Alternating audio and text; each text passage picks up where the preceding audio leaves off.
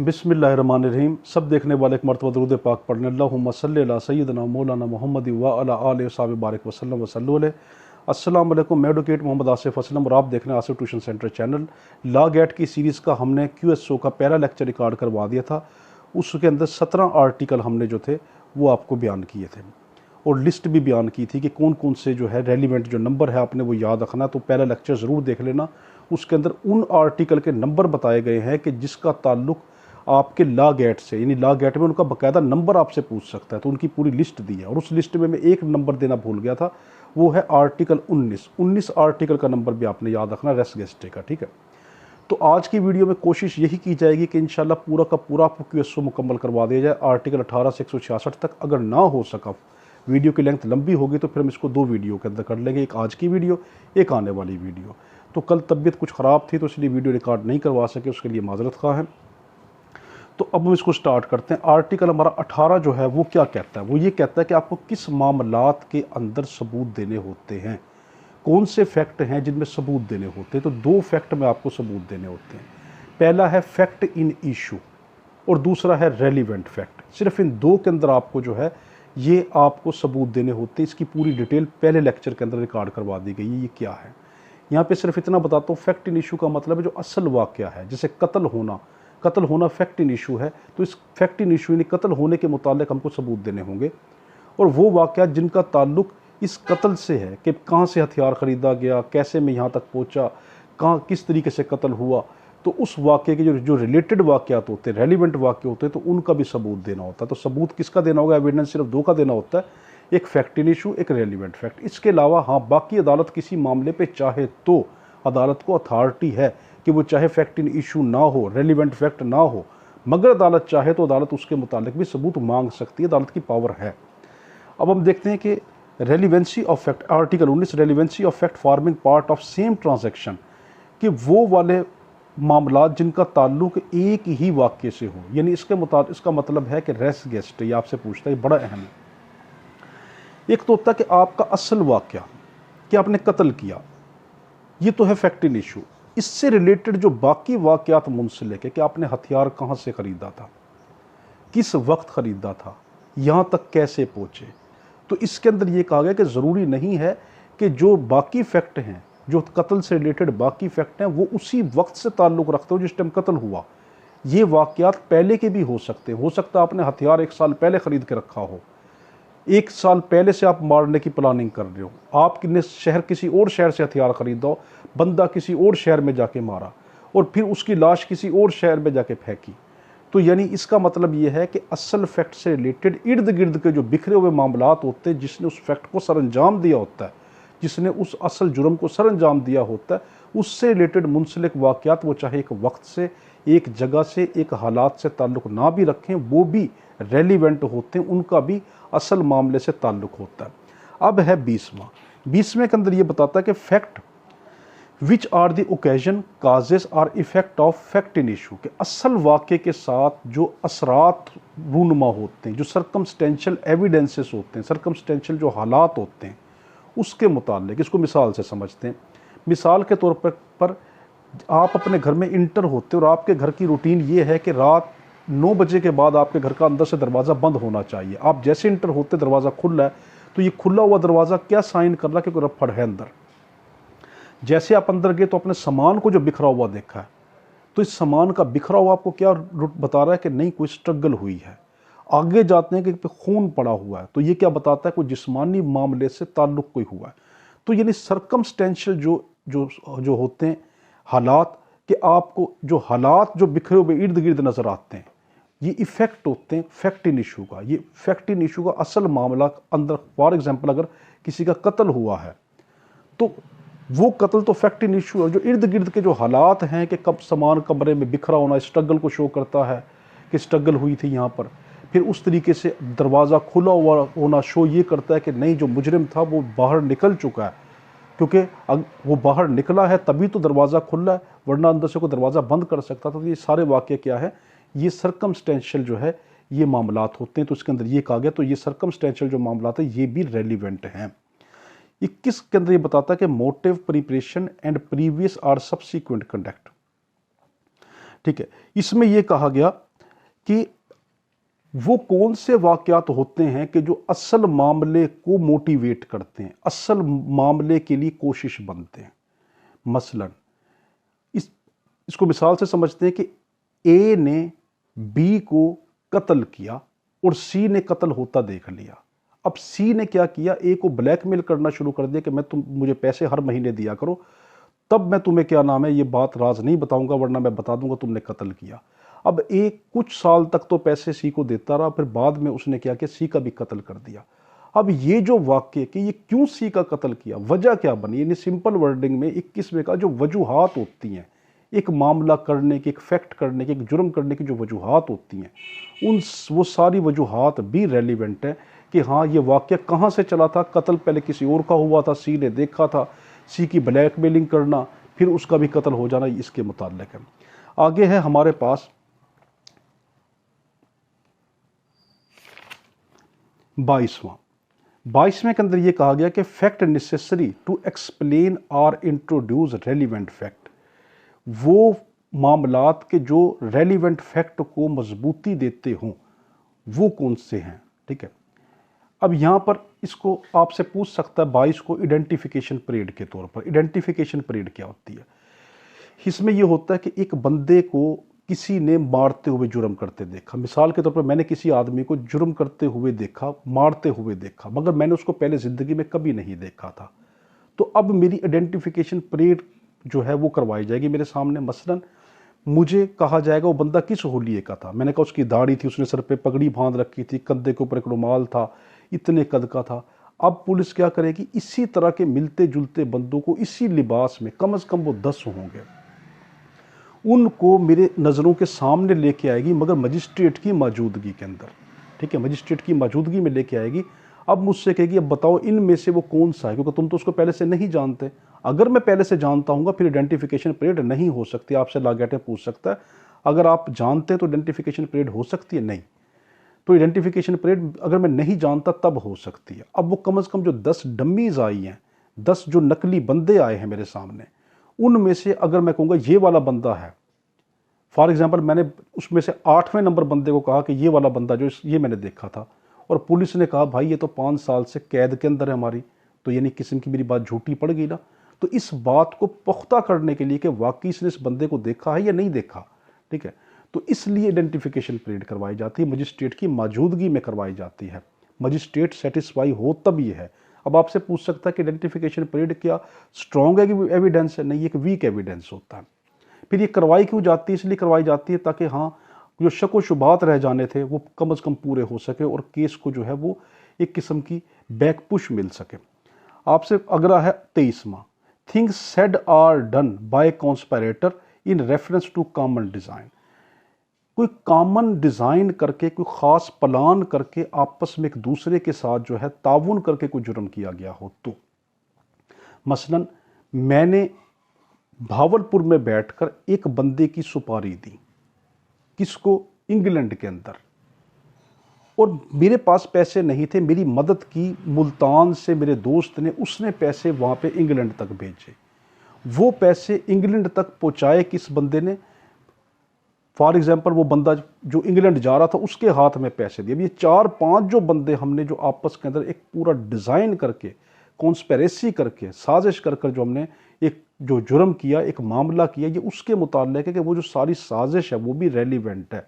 उसमें सिर्फ मारने वाला, सुपारी देने वाला, जिसने कत्ल किया सिर्फ वही इन्वॉल्व नहीं है, जिसने सुपारी दी थी, जिसने मारा था, जिसको आम सिंपल उन्हें सुपारी ही कहते हैं, तो मैंने लफ्ज़ भी फिर वही यूज़ किया कि मैंने उसको मारने के लिए जो है उसको ऑर्डर दिया, तो मेरा ऑर्डर देना, उसका पैसे पहुंचाना, पैसे फिर उसका वहाँ ट्रांसफ़र करना, उसको कत्ल कर देना, ये सब की जो आपस में मिली भगत साजिश, जो कॉमन डिज़ाइन है ना, ये सारा का सारा रेलिवेंट होता है। यानी रेलिवेंट का मतलब क्या, हम ये पढ़ रहे हैं कि ये सब का सब जो है ये अहम होता है। रेलिवेंट का मतलब सब का सब अहम है, हम इसको गैर अहम नहीं कर सकते। हम जो तीसरा चैप्टर पढ़ रहे हैं सारा रेलिवेंसी ऑफ फैक्ट है कि ये जो बाकी जो मामलात होते हैं ये सारे के सारे ये भी अहम है। ये नहीं कि सिर्फ कत्ल होना ही अहम है, असल वाक़या फैक्ट इन इशू ही अहम है, बल्कि उससे मुंसलिक जो वाक़यात हैं वो भी अहम होते हैं। 25वां हमने पढ़ा इन सूट फॉर, 24वां हमने नहीं देखा, हाँ 24वां है when fact not otherwise relevant become relevant. बड़ा अहम है इसके अंदर ये कि कुछ वाक़यात इस किस्म के जो वैसे तो अहम नहीं है मगर वो किसी वजह से रेलिवेंट हो जाते हैं। कुछ वाक़यात अहम नहीं है, रेलिवेंट नहीं है, मुतलका नहीं है, मगर वो किसी दूसरी वजह से मुतलका हो जाते हैं। हम इसको इसमें मिसाल में देखते हैं, इसको प्ली ऑफ एलिबी कहते हैं। मिसाल के तौर के ऊपर मुझ पे इल्ज़ाम के मैंने एक बंदे को भावलपुर के अंदर 1 जनवरी 2001 को शाम 5 बजे मारा। जब मुझ पे इल्ज़ाम लगा, मैं अदालत में खड़ा हूँ, मुझे कहा कि आपने 1 जनवरी 2001 को इस बंदे को यहाँ पे मारा भावलपुर के अंदर शाम को। तो मैंने कहा सर इस टाइम मैं किस तरह मार सकता हूँ, इस टाइम तो मैं कराची था। अब ये मामला कि मेरा कराची होना इस मामले से ताल्लुक़ नहीं रखता, यानी वो बात कर रहे हैं भावलपुर की कत्ल की, मैं बातें कर रहा हूँ कराची के होने की।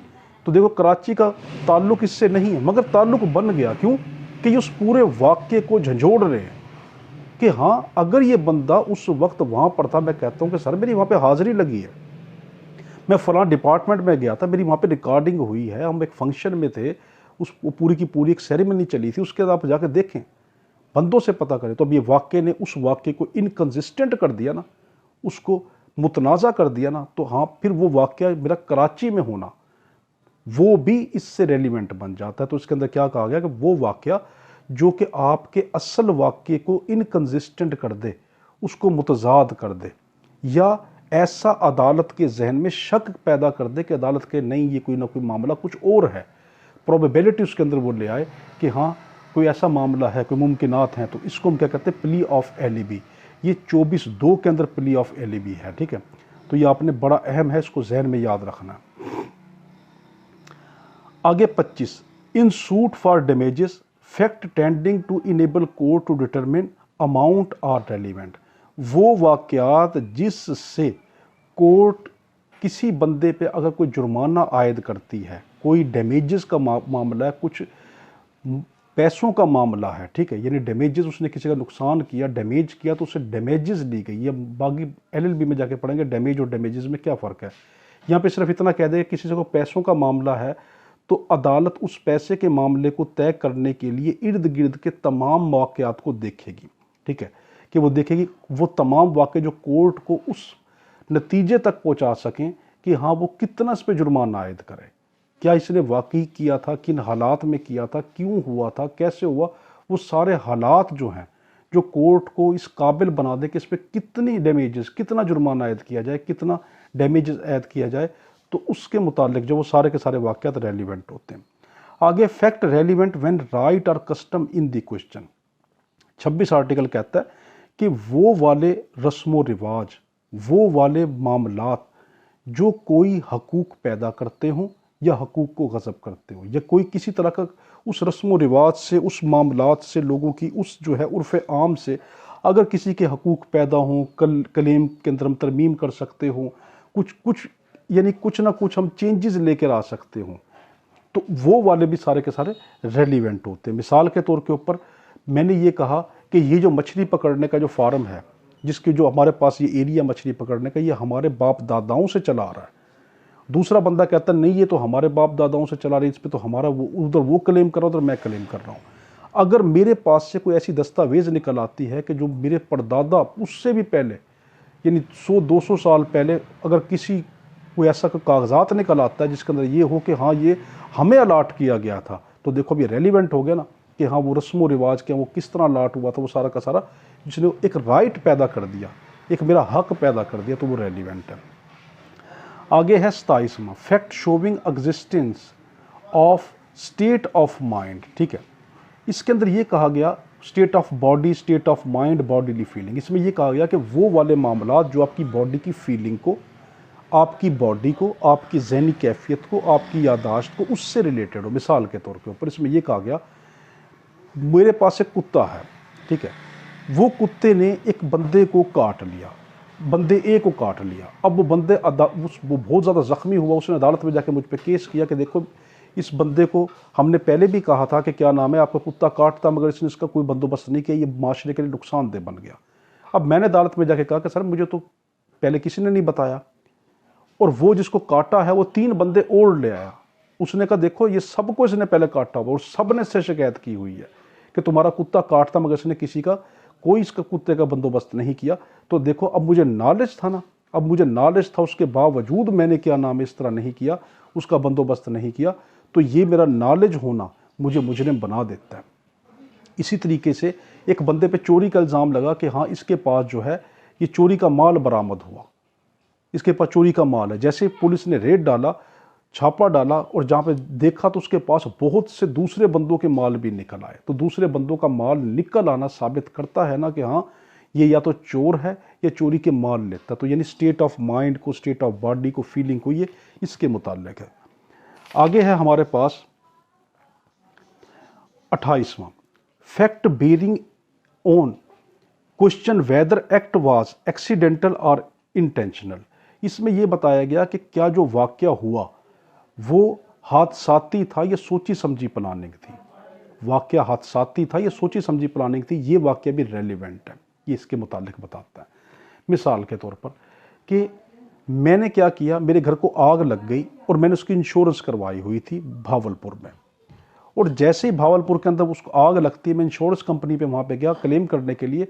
वहाँ पे एक बंदा बैठा हुआ था, उसने मुझे पहचान लिया। उसने इंश्योरेंस, मेरे जाने के बाद इंश्योरेंस कंपनी से कहा भाई इसका सिर्फ एक मकान नहीं जला, ये हर शहर में मकान लेता है, वहाँ पे उसकी इंश्योरेंस करवाता है, उसको जला देता है और इंश्योरेंस कंपनी से पैसे हथियाता है। तुम ये पीछे रिकॉर्ड जाके देखो। तो अब जो पीछे रिकॉर्ड चेक किया, वाकई मैंने इस तरह किया था, मुख्तलिफ शहरों में 5 मकान जला बैठा था।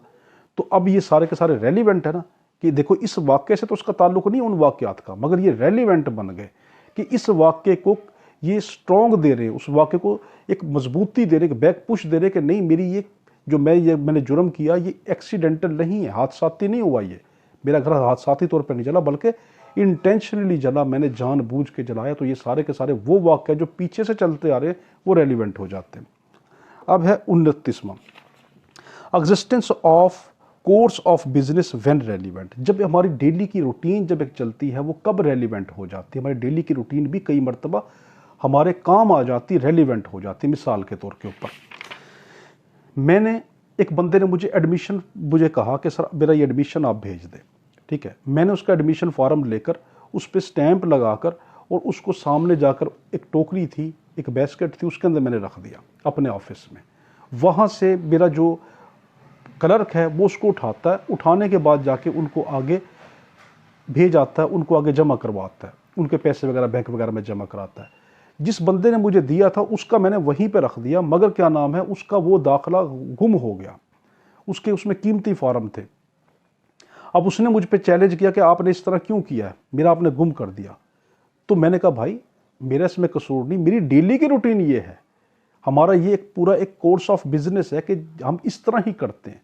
और जब ये प्रूफ हो गया कि हाँ इस तरह ही किया जाता है कि सबका जो कोई डॉक्यूमेंट होते हैं वो उस टोकरी में ही रखे जाते हैं, मैंने रखे भी और साबित भी हो जाता है, तो देखो अब ये मेरा उस टोकरी में वो रखना, मेरा कोर्स ऑफ बिजनेस, मेरी डेली की रूटीन मुझे काम आ गई ना, कि उसने मुझे बचा लिया। उसने कहा नहीं आपने जुर्म नहीं किया, क्यों कि आपका काम ही वहीं पे। वहाँ से गैब क्या होता है वो मेरी जिम्मेदारी नहीं, मेरी जिम्मेदारी थी वहाँ तक रखने की।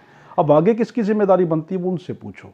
तो ये हमारी डेली की रूटीन भी हमारे काम आती है। 30वां अब बड़ा शुरू हो रहा, बड़ा अहम, एडमिशन। ये 30 से लेकर 36 तक चलेगा और इसमें 45 भी शामिल है। 30 से 36 तक चलेगा और 45 भी शामिल है।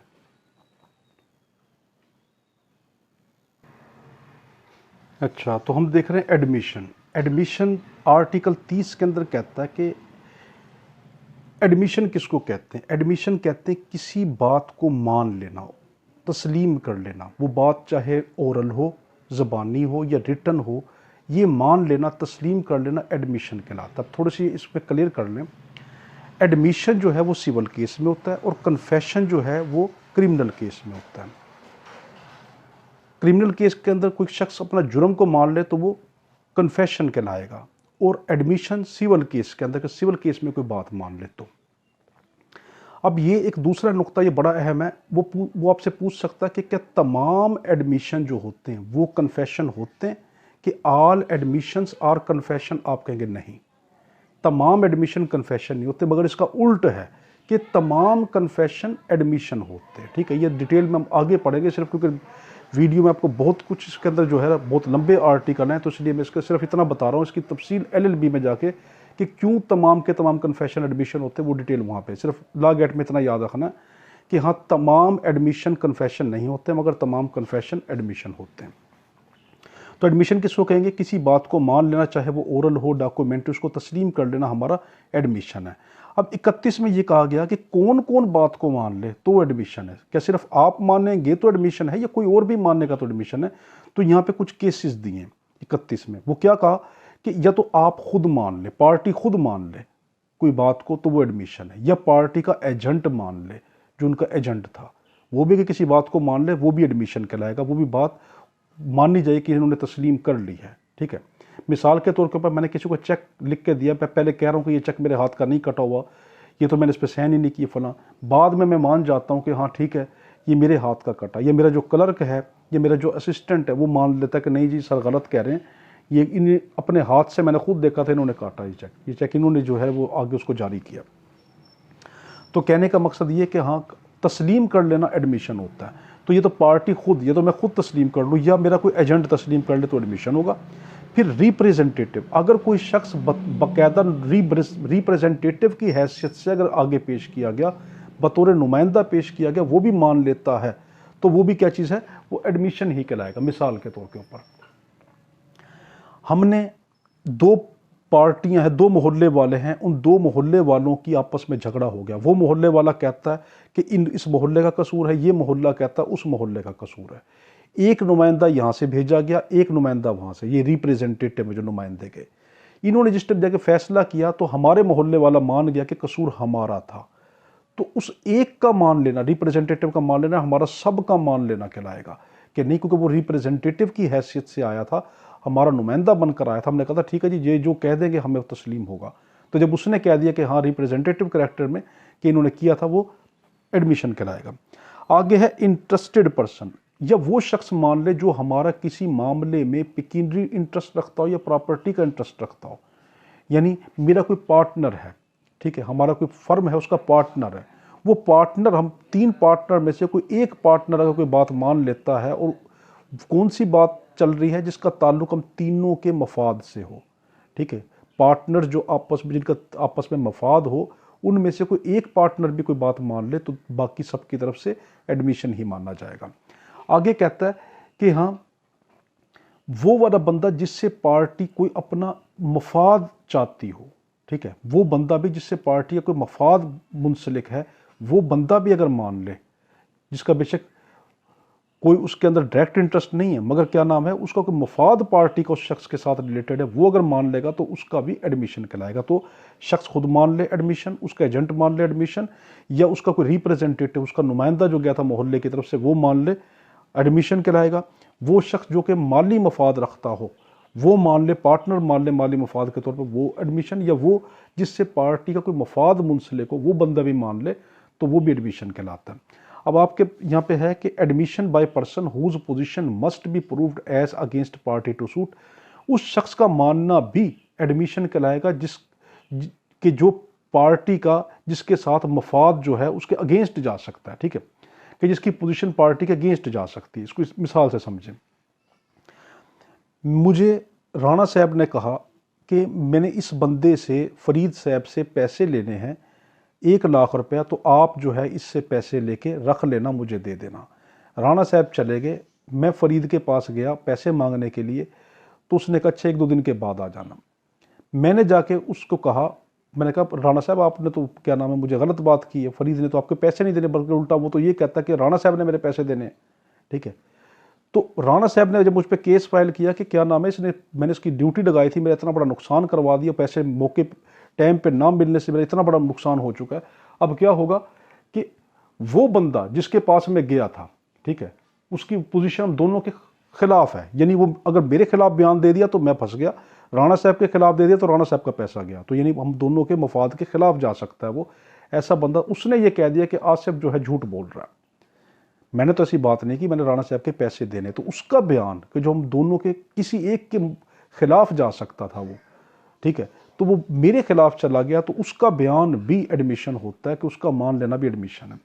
आगे है 33 माह के admission by person expressly referred to by party to suit, वो शख्स के जिसको पार्टी जो है किसी बंदे की तरफ कोई मामला रेफर करे, भेजे, उसका मान लेना भी एडमिशन होता है। मसलन मैंने अपना मोबाइल जो है ये कहा कि ये मेरा मोबाइल बगैर खुला हुआ है, इसमें कोई फॉल्ट नहीं है, ये मेरे पास ही रहा है, और ये मोबाइल जो है मैंने सुबह एक बंदे को दिखाया था, उसने भी ये कहा है कि ये मोबाइल नहीं खुला हुआ, और ये कोई लेना चाहता है। मेरा एक दोस्त कहता है मैंने लेना है, जिस टाइम वो लेके चला जाता है वो रात को वापसी आता है, कहता जी ये तो खुला हुआ मोबाइल।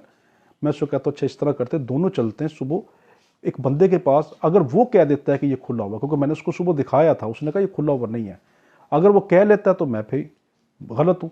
जब हम उसके पास जाते हैं वो ये कहता नहीं ये खुला हुआ नहीं है, तो जिसकी तरफ हमने रेफर कर दिया उस बंदे को भेजा कि तुम उसके पास जाके पता कर लो, अगर वो कह देता है तो भाई मैं वापसी ले लेता हूँ। उसने जाके कह दिया कि नहीं मैंने आसिफ को कहा था कि ये मोबाइल खुला हुआ नहीं है, तो उसका रेफर कर देना वाला भी जो है वो भी उसका मान लेना भी एडमिशन होता है।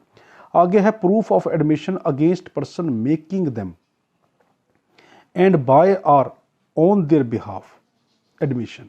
ठीक है, कि अगर कोई शख्स जो कि असलतन या वकालतन ऐसे बयान दे जो देने वाला मर जाता तो 46(2) के तहत काबिल कबूल होता। यानी इसमें यह कहा गया कि अगर ऐसा बयान कोई शख्स दे कि जो अभी मौजूद नहीं है, मगर उसका जो वो बयान है वो काम आ जाता कि अगर वो मर चुका होता। इसको मिसाल से समझें, एक जहाज़ का कप्तान है, वो हमेशा जब भी जिस रूट पे चलता है वो क्या करता है कि डायरी में लिख लेता है कि मैं किस रूट पे जा रहा हूँ। वो रूट ए पे जा रहा हूँ, उसने डायरी में लिख दिया कि मैं रूट ए की तरफ जा रहा हूँ, और आगे थोड़ा सा आगे चलता चट्टान आती है, उसका जहाज़ जो है वो समुद्री जो जहाज़ है वो उसको जाकर लगता है, उसको नुकसान पहुँचता है। जहाज़ कंपनी उस पर केस करती है कि ये रूट ए पे नहीं बल्कि इसके करीब करीब जो कुछ फासले पर रूट बी था ये वहाँ पर था, इसको इसलिए नुकसान हुआ। तो वो कहता भाई इस तरह करो, मेरा वो बयान देख लो कि मेरी रोज़ाना की डेली जो है रूटीन है डायरी की, कि मैं उसमें लिखता हूँ। मैंने देखो ये डायरी लिखी हुई, इसके अंदर मैंने रूट ए लिखा, तो देखो उसकी डेली की जो रूटीन कि जो उसने डायरी लिखी वो काम आ गई। ठीक है, मगर यहाँ पे ये कि वो काम क्यों आई, वो इसलिए काम आई कि अगर वो शख्स मर जाता उस हादसे में, ठीक है, तो वो जो डायरी थी वो उसके लिए बतौर सबूत बन सकती थी। तो ऐसे बयानात किसी चीज़ का ऐसा मान लेना कि अगर वो वाक़या जो उसने लिखा है या कहा है वो तब इस्तेमाल हो सकता हो कि जब वो शख्स फोत हो जाता। तो यानी सिंपल वर्डिंग में किसी शख्स का वो बयान कि जो उसके मरने के बाद भी काम आ सकता हो, इसमें उसको कहा गया कि वो बयान भी एडमिशन होता है। तो वो यदि वो वाला जो लिखा वो एडमिशन कहलाया। आगे हमारे पास 35वां, वो कहता है कि कब जो है कंटेंट ऑफ डॉक्यूमेंट जो है admission when oral admission as to content of documents are relevant. याद रखना कागजात की लिखी हुई कोई भी बात कागजात के ही ज़रिए प्रूफ की जाएगी। डॉक्यूमेंट्री कोई चीज़ लिखी होगी वो डॉक्यूमेंट के ही ज़रिए झुटलाई जा सकती है या डॉक्यूमेंट के ही ज़रिए उसको साबित किया जा सकता है। मगर हम यहाँ पे इसका उल्ट पढ़ रहे हैं कि कब ऐसा हो सकता है कि डॉक्यूमेंट्री बात को हम ज़ुबानी बात से भी प्रूफ कर सकते हैं। हम कब कर सकते हैं, कब इसको एडमिशन बन जाता है, वो तब बनता है कि जब हम मिसाल के तौर के ऊपर इसके अंदर ये कहा गया कि जब एक बात ये साबित एक शख्स कर दे कि हाँ मैं सेकेंडरी एविडेंस दे सकता हूँ, यानी कागजात की बात कागजात से प्रूफ होती है, मगर इसका उल्ट के ज़ुबानी भी प्रूफ की जा सकती है। हाँ, ज़ुबानी भी एडमिशन बन जाता है कब, जब वो बंदा ये साबित कर दे कि हाँ मैं प्राइमरी एविडेंस की जगह पे सेकेंडरी एविडेंस देने का अहल हूँ। जब एक बंदा ये कह दे मैं प्राइमरी एविडेंस की जगह पे सेकेंडरी एविडेंस देने का अहल हूँ, जब वो ये साबित कर देगा तो उसका जो डॉक्यूमेंट को डॉक्यूमेंट ने साबित करना था उसकी जगह पे उसका ओरल भी काम आ जाएगा, ओरल भी एडमिशन बन जाता है। ठीक, आगे है 36वां, admission in civil case when relevant. Civil case के अंदर एडमिशन कब रेलिवेंट होते हैं? वो कहता है सिविल केस के अंदर एडमिशन रेलिवेंट नहीं होते कब, जब या तो वाज़िया तौर पर यह कह दिया गया हो कि हमने इसका सबूत नहीं देना, इसका एविडेंस पेश नहीं करना। ठीक है, या तो ये कह दो, या फिर पार्टियों ने आपस के अंदर फैसला कर लिया हो कि हाँ हम उसकी शहादत नहीं देते। तो दो मामलात कि या तो एक्सप्रेसली कह दिया गया कि हम इसका एविडेंस नहीं देना, या पार्टी आपस के अंदर म्यूचुअली एग्रीमेंट हो जाए कि हमने इस मामले का सबूत नहीं देना, एविडेंस नहीं देना, तो तब सिविल मामले के अंदर जो है एडमिशन नहीं होता। अब बड़ा अहम शुरू हुआ कन्फेशन, इकबाल जुर्म। 37 ये कहता है कि अगर कोई मामले का इकबाल जुर्म कर लें, मगर 3 कंडीशन में कर लें, इंड्यूसमेंट के तहत आकर, थ्रेट धमकी के तहत आकर या प्रॉमिस या किसी वादे के तहत आकर अगर आप कोई जुर्म कबूल कर ले तो आपका जुर्म आपने कबूल जो किया आप उसका इनकार कर सकते हैं। वो आपका कबूल करना, इकबाल करना, आपका वो कबूल करना नहीं कहलाएगा। मुझसे किसी ने कहा मैं तुमसे वादा करता हूँ मैं तुम्हें छुड़वा लूँगा, तुम इस तरह करो, अदालत में जाके प्रूफ कर दो कि हाँ मान लो कि मैंने ये जुर्म किया है, मैं तुम्हें छुड़वा लूँगा। और मैंने वहाँ पर जाकर उसके प्रॉमिस की वजह से जाके कह दिया कि सर ये जुर्म मैंने किया, और उस बंदे ने बाद में जाकर कहा मैंने तो तुमसे वैसे ही कहा था, मैंने तुमसे धोखा किया। अब मैं अदालत में जाके मुकर सकता हूँ, मैं कह सकता हूँ कि हाँ जज साहब इसने मुझे जो है वादा किया था, इसके वादे की बुनियाद के ऊपर मैंने तो कबूल किया। तो उसका मेरा किसी के वादे की बुनियाद पर आके कबूल करना या धमकी के तहत किसी ने मुझे कहा हो, थ्रेट दी हो कि मैं तुम्हारे बीवी बच्चों को, तुम्हारे घर वालों को, बहन भाइयों को मार दूंगा वरना तुम क्या नाम है ये जुर्म कबूल कर लो, तो उसके अंदर कोई मैंने मजबूरी के अंदर आकर, ये इंड्यूसमेंट में आकर, अगर मैंने इंड्यूसमेंट, थ्रेट, प्रॉमिस, इन तीन में आकर अगर मैंने कोई जुर्म कबूल किया तो मेरा वो कबूल करना नहीं कहलाया, वो कन्फेशन नहीं बनता। आगे कहा कि confession in police officer not to be proved. अगर मैं पुलिस के सामने जाकर, देखो 38 है पुलिस के सामने बिफोर पुलिस और 39 है इन दी कस्टडी ऑफ पुलिस, दोनों में फ़र्क है। 38 ये कहता है मैं किसी पुलिस के सामने खुद जाके बयान दे दूं, पुलिस ने मुझे अरेस्ट नहीं किया, मैं खुद जाता हूं, मुझे पता चलता है कि पुलिस मुझे अरेस्ट कर लेगी, उससे बेहतर कि मुझे मारेगी, पीटेगी, मुझे मेरी इंसल्ट करेगी, मैं खुद अदालत उसमें जाके थाने में जाके बयान दे देता हूँ कि मैंने क्या नाम है ये जुर्म किया है, और बाद में अदालत जाके मुकर जाता हूँ, तो मेरा पुलिस के सामने बयान देना कोई मैंने नहीं रखता, कोई अहमियत नहीं रखता, वो बयान मेरे खिलाफ इस्तेमाल नहीं हो सकता।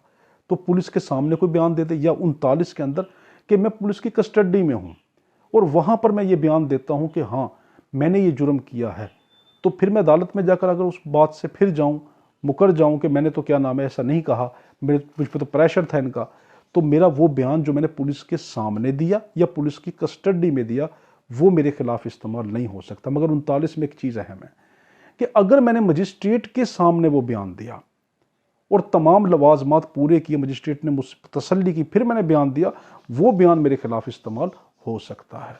मगर आगे इसमें और भी छोटे छोटे नुक्ते हैं, वो तो LLB में जाके देखेंगे कि मजिस्ट्रेट के सामने भी आप बयान देकर आप मुकर सकते हैं कि मैंने इस तरह नहीं किया था, ठीक है, वो आगे के बात है कैसे, मगर लॉ गेट में ये इतना कीमती नहीं। अब यहाँ पे 39 के अंदर जो एक है वो ये कि गांव का हेड जो है वो क्या मजिस्ट्रेट होता है? हाँ, गांव का हेड मजिस्ट्रेट तब हो सकता है जब CRPC ने उसको ताकत दे दी हो मजिस्ट्रेट की। ये पूछ सकता है आपको 39 के तहत कि अगर कोई शख्स गांव के मजिस्ट्रेट, गांव के हेड के, तो गांव का जो हेड होता है, गांव का सरबराह होता है, नंबरदार जो होता है, उसके सामने जाकर कोई बंदा बयान दे देता है कि हाँ मैंने ये जुर्म किया है, तो क्या वो मजिस्ट्रेट की कैटेगरी में चला गया? हाँ, अगर उस नंबरदार को, उस गांव के हेड को CRPC ने ताकत दी थी कि वो बतौर मजिस्ट्रेट के तौर पे काम कर रहा है, तब उसके सामने भी इकबाल कर लेना कन्फेशन कहलाएगा, ठीक है।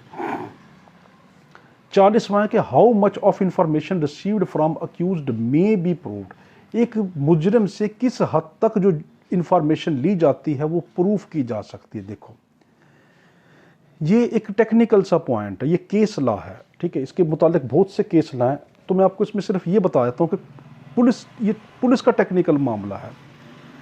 इसके अंदर ये होता है कि अगर हमने देखो पुलिस के सामने बयान दिया या पुलिस की कस्टडी में बयान दिया, हमारे खिलाफ इस्तेमाल नहीं हुआ, मगर पुलिस एक इसका उल्ट कर सकती है। वो ये कर सकती है कि पुलिस ये नहीं कहेगी कि सर इसने अपना जुर्म इकबाल किया, कन्फेशन किया, बल्कि एक लफ्ज़ इस्तेमाल करेगी, इसने डिस्क्लोज किया, इसने इंकशाफ किया, इसने मुझे बताया कि मैंने फलां जगह पे हथियार कत्ल का छुपाया था, जब मैंने उस जगह पे गई मुझे वो हथियार बरामद हुआ। इसने कहा था जो खून से लदे हुए कपड़े थे वो मैंने फलां जगह पे छुपाए, वहाँ से वो हुए। अब हमें तो ख्वाब नहीं आया था, इसने जो जो हमें बताया वो सारा का सारा साबित हो रहा है। तो अब ये वाली जो टेक्निकल पॉइंट उन्होंने जो इंकशाफ किया है वो मेरे खिलाफ इस्तेमाल हो सकता है कि बेशक मैंने इकबाल जुर्म नहीं किया, मगर जो मैंने उनको बातें बताई और उसके बुनियाद पर वो चीज़ें साबित होती जा रही हैं, तो जो जो मैंने बताई और जो साबित हो रही है वो मेरे खिलाफ इस्तेमाल होंगी, वो कन्फेशन बन जाएंगी, मैं उससे मुकर नहीं सकता। अच्छा, हम आगे देख रहे हैं कि 41वां, confession made after removal of impression caused by inducement, threat और प्रॉमिस रेलिवेंट। जो हमने 37 के अंदर पढ़ा था कि अगर कोई शख्स वादे के अंदर प्रॉमिस में आके, थ्रेट में आके या इंड्यूसमेंट में आके कोई जुर्म इकबाल कर लेता है तो वो जुर्म नहीं, उसका जुर्म जो उसने इकबाल किया वो इकबाल जुर्म नहीं हुआ। मगर यहाँ पे ये कहा गया अगर वही 3 मामले, इंड्यूसमेंट, थ्रेट और प्रॉमिस, अगर जो उसने ये किया था ये वाली मजबूरी दूर कर दी जाए तो फिर जो उसने इकबाल जुर्म किया तो क्या वो इकबाल जुर्म होगा? हाँ, वो जुर्म होगा। कि अगर इंड्यूसमेंट, थ्रेट और प्रॉमिस की जो वो प्रेशर था, वो जो मजबूरी थी, वो दूर हो जाए और फिर कोई कन्फेशन है तो वो कन्फेशन कहलाएगा। 42वां है कि confession otherwise relevant not to become irrelevant because of promise of secrecy. इसमें यह कहा गया कि अगर कोई टेक्निक के ज़रिए से किसी से कोई जुर्म उगलवा ले और वो जुर्म को कबूल कर ले, यानी नशा देकर, नशे की हालत के अंदर वो बंदा बैठा और उसने कोई नशे की हालत में कह दिया कि हाँ मैंने ये जुर्म किया है और साबित हो जाता है कि सच बोल रहा है, या किसी बंदे ने धोखे से ये कहा कि मैं तुम्हारी बात भाई नहीं बताऊंगा, तुम बताओ ये बाकी जुर्म तुमने किया।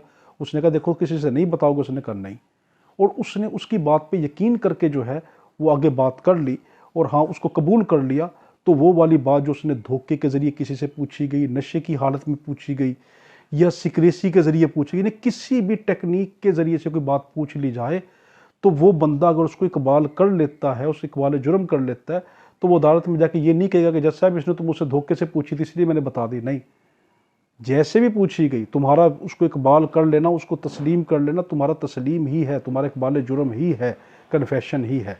बेशक कि किसी ने धोखे से पूछी या नशे की हालत में पूछी तो उसमें ये कहा गया। 43वां है कि consideration of proved confession affecting person making it and other jointly under trial of the same offence.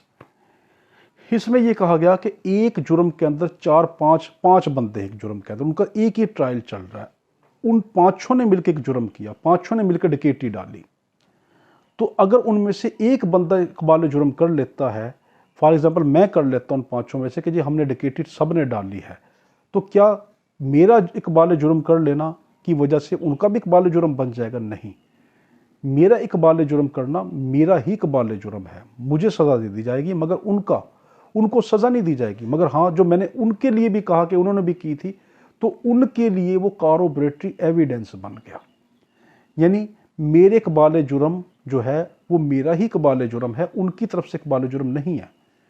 मगर जो मेरा इकबाल जुर्म कर लेना, मुझको तो सज़ा मिल गई इकबाल जुर्म की कि मुझे जज साहब ने कहा कि ठीक है आपको सज़ा दे दी जाए क्योंकि आपने इकबाल जुर्म कर लिया, मगर उनको मेरे इकबाल जुर्म की बुनियाद पर सज़ा नहीं दी जाएगी। हाँ, उनके खिलाफ अब सबूत पक्का हो गया, कॉरोबरेटरी एविडेंस हो गया कि नहीं, उसने जो अपने आप के लिए मान लिया है तो ये तो उसके कोई इतने लाडले तो नहीं है कि इनको उस फंसाना ना चाहता, तो ये भी उसके साथ शामिल थे, तो उन पे अदालत का शक जो है वो पक्क में कन्वर्ट हो जाता है।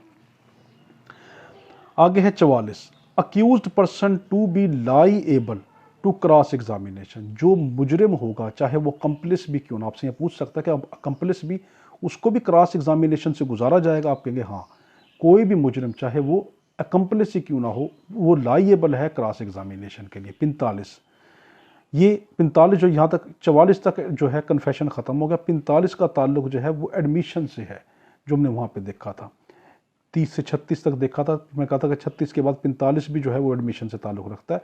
यहाँ पे लिखा admission not conclusive proof but may stop. Admission जो है को तस्लीम कर लेना, सिविल मामले में किसी मामले को तस्लीम कर लेना जो है वो एस्टॉपल लगा देता है। एस्टॉपल किसको कहते हैं? मैंने ये कहा कि ये मोबाइल मेरा है और मैं इसको बेचना चाहता हूँ, ये मोबाइल मैं 1000 में बेचना चाहता हूँ, जबकि ये मोबाइल फॉर एग्जांपल 10,000 का है, और एक बंदे ने कहा हाँ ये 1000 का मुझे मिल रहा, वो गया, उसने कहीं से उधार पैसे पकड़े, मेरे पास आया, शाम को आया और मुझे कहा ये मुझे मोबाइल दो। इसी दौरान कोई और बंदा आया, उसने कहा भाई तुम 1000 का क्यों बेच रहे हो, मैं तुम्हें 7000 पे देता हूँ। तो जब मैं उसको दे रहा हूँ तो वो बंदा जो जिससे मैंने सुबह वादा किया था वो आके कहे कि जी आपने मुझसे वादा किया था। मैं उसको ये कहूँ भाई जिस टाइम मैंने तुमसे वादा किया था ये मोबाइल मेरा था ही नहीं, ये तो मेरी बहन का था, उसने मुझे दोपहर को गिफ्ट कर दिया, तो अब मैं इसको कर रहा हूँ। तो वो कहेगा स्टॉपल। नहीं, आप ऐसा नहीं कर सकते, आपने एडमिशन किया था, आपने मुझे कहा था और मैंने उस पर एक्ट अपॉन किया, मैंने उस पर अमल किया, मैंने जाके पैसे उधार पकड़े, उधार पैसे पकड़ने की बुनियाद पे अब मैं आया हूं, अब आप इसको नहीं दे सकते, मुझे देंगे। तो किसी का कोई बात एडमिशन कर लेना स्टॉपल को क्रिएट करता है।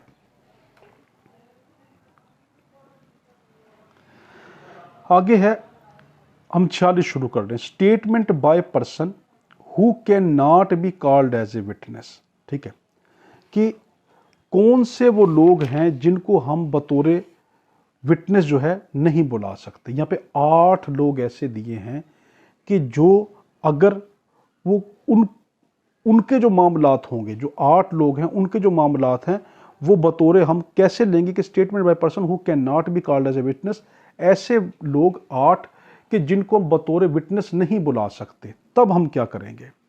ये वो 8 लोग हैं कि जिनको हम बतौर विटनेस नहीं बुला सकते अदालत में, या तो वो मर चुके हों, या गैब हो चुके हों, या अदालत को पता चले कि उनको बुलाना अदालत के लिए बड़ा महंगा पड़ जाएगा, इतना खर्चा हो जाएगा, वक्त का ज़्या होगा, या केस डिले हो जाएगा। ये वो उन 8 लोगों की फहरिस्त है कि पहला है कि when it relate to cause of death. ठीक है, कि उस लोगों का जो स्टेटमेंट जो होगा इसमें, यानी 46 में ये कहा गया कि ये 8 लोग अपना अगर कोई बयान दें, ये वो हैं कि जो अदालत में ना बुलाए जा सकते हो, तो इनका बयान जो है वो रेलिवेंट होगा, इनका बयान काबिल कबूल होगा, रेलिवेंट होगा। ठीक है, यानी ये 8 लोगों का बयान रेलिवेंट होगा। कौन सा? एक है 46(1) डाइंग डिक्लेरेशन। मरते वक्त अगर कोई शख्स अपना बयान दे दे कि मुझे किसने मारा है। ठीक है, हम डाइंग डिक्लेरेशन में जाके बाद में LLB में देखेंगे। यहाँ पे क्योंकि काफ़ी सारी जिसके सेक्शन है, मैं कोशिश यही कर रहा हूँ कि आज पढ़ा दी जाए, मगर आज हो नहीं सकती। क्यों कि 45 मिनट तक की जो है, 41 मिनट तक की यहाँ पे हो चुकी है। हम ज़्यादा से ज़्यादा इसको 10 मिनट और देखेंगे, 10 मिनट में जितनी पढ़ी जा सकती है फिर आज उतनी हो जाएगी, फिर कल जो है वो बाकी मजीद हम आगे देखेंगे।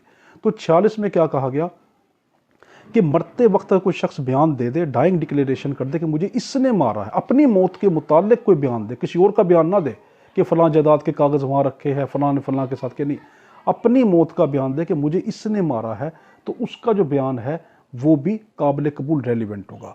तो पहला है डाइंग डिक्लेरेशन। दूसरा है कि डायरी और एंट्री, अगर कोई शख्स जो है वो अपने कोर्स ऑफ बिजनेस के तौर पर कोई चीज़ डायरी लिखता है, एंट्री कोई करता है किसी रजिस्टर में, तो वो भी रेलिवेंट होती है। तीसरा है कि अगेंस्ट मेकर, हर वो चीज़ के जो कोई बंदा लिख रहा है या उसको कुछ कर रहा है वो उसके खिलाफ जा सकती हो, तो वो भी रेलिवेंट होती है। मैंने क्या कहा, केस जहन में याद रखना कि ये वो पर्सन है कि जो अदालत में नहीं बुलाए जा सकते तब। ठीक है। चौथा जो है कि अगर कोई about information of public right या कस्टम, कोई बंदा ऐसे मामलात को लिखता है जिसका ताल्लुक लोगों के राइट से हो, कस्टम रस्म व रिवाज से हो, उनके हकूक़ से हो, आम जनरल इंटरेस्ट का मामला हो, तो वो भी रेलिवेंट होते हैं आपसे। और फिर पांचवा के ब्लड रिलेशन के तौर के ऊपर कोई ये बताए कि इनका इससे ये खूनी रिश्ता है, ये वाला रिश्ता है, अगर किसी की ये वाली बात है और वो शख्स अदालत में ना बुलाया जा सकता हो, तो उसकी ये बात, कही गई बात, लिखी गई बात, ये रेलिवेंट होगी। छठा में है कि अगर कोई विल हो, कोई वसीहत हो, या किसी ख़ानदान के अंदर ये कि इस शख्स का किससे क्या ताल्लुक़ था, ठीक है, तो वो भी रेलिवेंट है, चाहे वो शख्स अदालत में ना बुलाया जा सकता, उसका लिखना रेलिवेंट है। सातवां है कि 26(a) के तहत हमने जो पढ़ा था कि हाँ, जिसके अंदर कोई रस्म व रिवाज, कोई किसी का हकूक़ दे सकते हों, रस्म व रिवाज किसी से हकूक़ छीन सकते हों, वो वाला भी कोई वाक़या लिखा हुआ हो, तो वो भी रेलिवेंट होगा। ठीक है। और आठवां है कि फीलिंग ऑफ सेवरल पर्सन, कुछ लोगों की फीलिंग है किसी वाक्य के मुताबिक, उन्होंने फीलिंग का इजहार कर दिया लिखने की शक्ल में या कैसे भी, और वो शख्स जो है कि अब वो जो उनकी फीलिंग्स है वो भी रेलिवेंट है। इस 8 के 8 केस को क्या है, बस ये क्लियर कर लो, ये 8 वो लोग हैं कि इनकी बातें रेलिवेंट होंगी, इनकी लिखी हुई बातें, कई बातें रेलिवेंट होंगी। क्यों कि ये 8 वो लोग हैं कि अगर ये मर जाएं या गुम हो जाएं तो इनकी ये बातें काम आएंगी, यानी इनकी बातें, ये शख्स जिन्होंने ये बातें कर दी और वो अदालत में ना आ सकते हो, मर गए हों, गुम हो गए हों या बहुत दूर रहते हों, तो इनकी बातें काम आ सकती, रेलिवेंट बन सकती। इसमें ये कहा गया, ये कंसेप्ट क्लियर करना।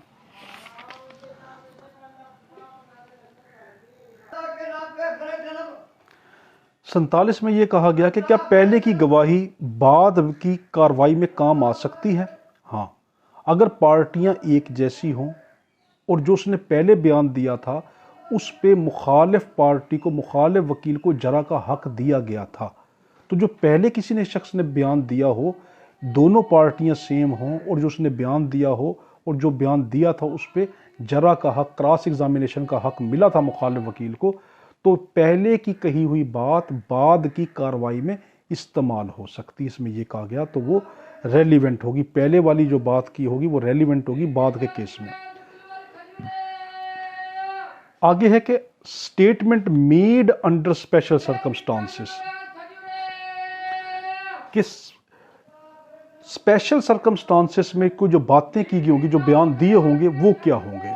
ठीक है, वो क्या कहता है कि 48 में ये कहा गया कि entries in book of account when relevant, किसी ने अपनी अकाउंट की, खाते की किताब में कोई बात लिख दी, क्या वो रेलिवेंट है? हाँ, वो रेलिवेंट है। मसलन मैंने अपने खाते में लिखा फलां बंदे ने मेरे इतने पैसे आज मुझसे लेके गया, ये इतना सामान उठा के गया, तो मेरा वो खाते में लिख देना, मेरा खाता काम आ जाएगा, मेरा खाता रेलिवेंट है। रेलिवेंट का हम जो पढ़ रहे हैं ना, ठीक है, 18 से 69 तक ये सारा रेलिवेंट। हम इसमें पढ़ क्या रहे हैं? हम जब से पढ़ना शुरू किया आज की वीडियो में आगे तक जो पढ़ते जा रहे हैं, हम ये पढ़ते जा रहे हैं कि जो जो बातें हैं ना, ये सारी की सारी बेशक के असल वाकया नहीं है, मगर ये सब के सब काम आती हैं, ये रेलिवेंट है, ये वाक्य से ताल्लुक रखती है, हम ये कह रहे हैं बस। अर्थात तो जो मेरे खाते में मैंने लिखी थी वो खाता मेरा काम आ जाएगा, एंट्री बुक मेरी काम आ जाएगी। मगर आपसे पूछ सकता है कि क्या वो entry book alone sufficient evidence है? सिर्फ वो खाते में लिख देना ही काफ़ी है कि उस बंदे को हम सज़ा दे देंगे? नहीं, वो सफिशिएंट नहीं। ये पूछता है, ठीक है, कि वो सफिशिएंट नहीं है।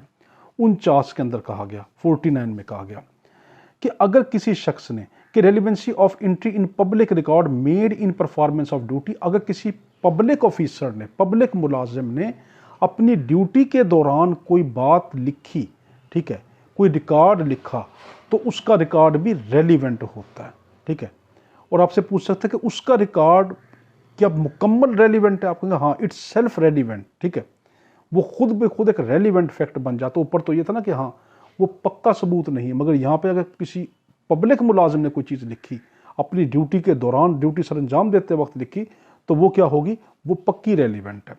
50 में कहा गया कि relevancy of statement in map, chart and plan, अगर कोई चार्ट है, प्लान है, नक्शे वगैरह हैं, ठीक है, ये अगर फेडरल गवर्नमेंट, यहाँ पे 50 में ये अहम है कि फेडरल गवर्नमेंट ने या प्रोविंशनल गवर्नमेंट ने, सूबाई गवर्नमेंट ने या वफाकी गवर्नमेंट की, अगर वो तहवील में, उनकी निगरानी में वो हुए हों, तो वो सब के सब रेलिवेंट होते हैं। नक्शे वगैरह छपते हैं अगर उनकी निगरानी में हुए हों तो।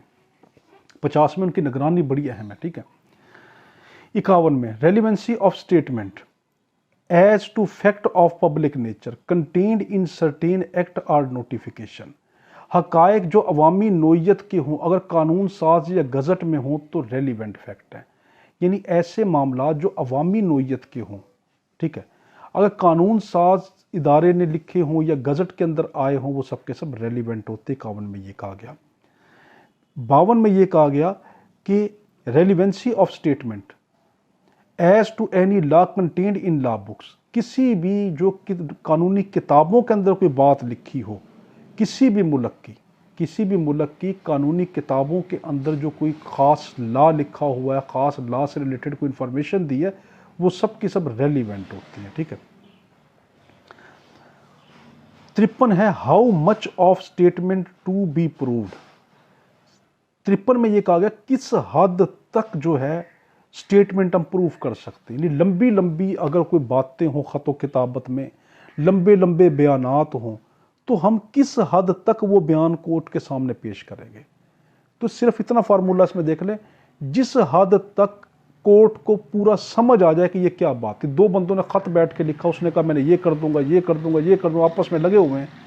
अब हम किस हद तक उन ख़त की बात का पूरा ख़त पढ़कर सुना देंगे कि इन्होंने इतने सालों से जो ख़त लिख रहे हैं? नहीं, सिर्फ वो मोटी मोटी बात कि जो अदालत को समझा दे, क्लियर कर दे कि इन ख़त में ये करना क्या चाहते थे, ये ख़त क्यों जुर्म का सबब बना। ठीक है, तो वो बात जो अदालत को समझा दे कि क्या कहना चाहते थे, ये ख़त जुर्म का सबब क्यों बना, इसके ज़रिए क्या हुआ, तो वो उतनी हद तक हम उनको समझाएंगे।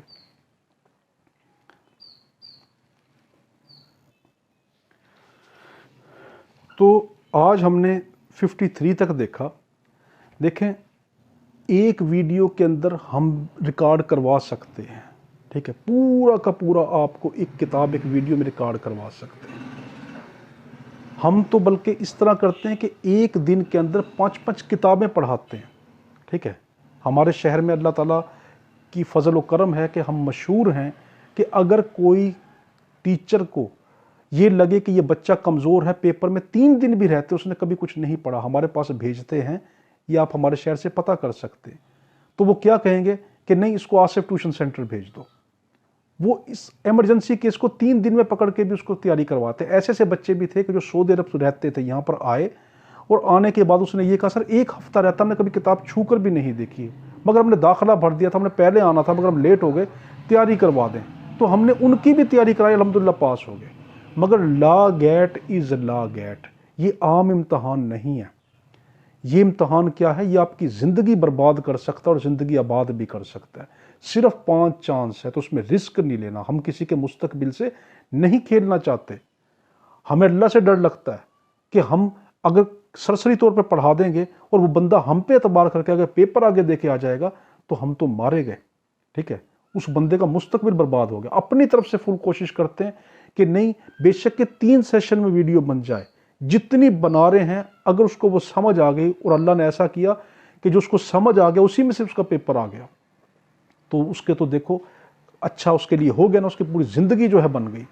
तो इसलिए मेरे भाई ये वाला चक्कर ना देखना कि हाँ ये हमें एक ही वीडियो के अंदर पढ़ा दे या 2 वीडियो पढ़ा दे। हमारी भी कोशिश है कि हम ज़्यादा से ज़्यादा पढ़ाएं, मगर ये कि अपने मुस्तकबिल से ना खेलें। 2 वीडियो देख लेंगे, क्या हो जाएगा, 1 घंटा ज़्यादा लग जाएगा, मगर आपकी ज़िंदगी बन जाएगी, ठीक है।